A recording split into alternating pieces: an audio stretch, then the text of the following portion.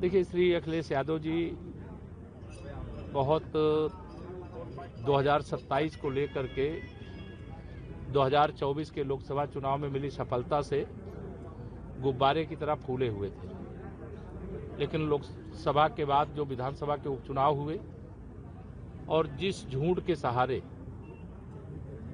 जनता को गुमराह करके उन्हें लोकसभा में सफलता मिली थी, उनके झूठ का पर्दाफाश हो गया है। जहां भारतीय जनता पार्टी लोकसभा के चुनाव में शानदार प्रदर्शन नहीं कर पाई थी, लोकसभा चुनाव के बाद हरियाणा प्रदेश का चुनाव हुआ, वहां कांग्रेस को परास्त करके वहां भाजपा की सरकार बनाए।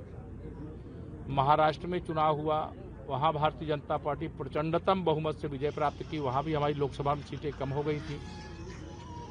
उसके बाद दिल्ली विधानसभा का चुनाव हुआ, वहां आम आदमी पार्टी की सरकार को जनता ने उखाड़ फेंका और भारतीय जनता पार्टी की वहां पर सरकार बनी।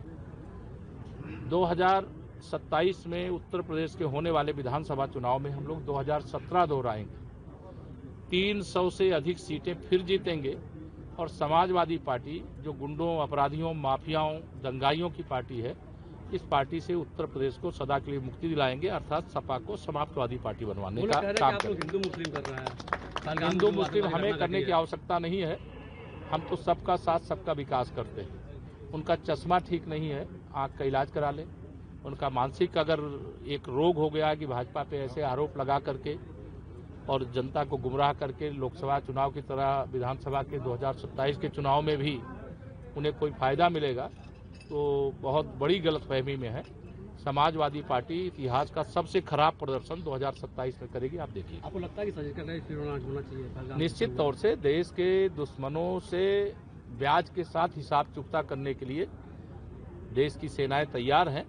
उस पर ज्यादा कुछ बोलना नहीं, लेकिन वह जो आतंकवादी हमला पहलगाम में हुआ है, उससे पूरा देश दुखी भी है, पूरा देश गुस्से में भी है और पूरा देश बदला चाहता है। और माननीय प्रधानमंत्री श्री नरेंद्र मोदी जी ने लगातार इस बात को दोहराया भी है कि जिन लोगों ने भी निहत्थे पर्यटकों पर, जिनसे कोई लेना देना नहीं, उनके पास अगर बूता था, उनकी मां ने उनको दूध पिलाया था, तो हमारे सेना के जवानों से लड़ते, हमारे सुरक्षा बल के जवानों से लड़ते। निहत्थे लोगों पर गोली चलाना तो बहुत सरल काम है, लेकिन वो आतंकी कायर थे, वह आतंकी मानवता के दुश्मन थे।